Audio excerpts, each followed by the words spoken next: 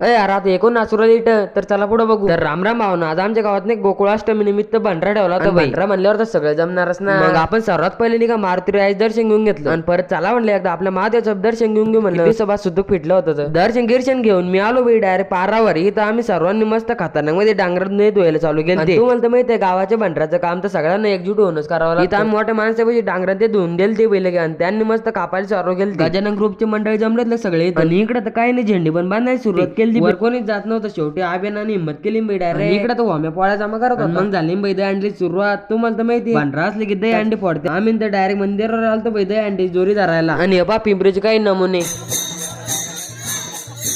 भावांना एवढं लक्षात ठेवा, पिंपरी लहान आहे पण इथले नमुनेले मान आहे बरं. मग दही अंडी फुटून बसली वै पंगा. आम्ही सगळं देत होतो वाढून. आम्ही देतो लोक वाढून आणि तुम्ही घेतो लोक फॉलो करू. राजा वाजव आता. तुला प्रसाद मनाचा भक्त घाव सोसतो घणाचा.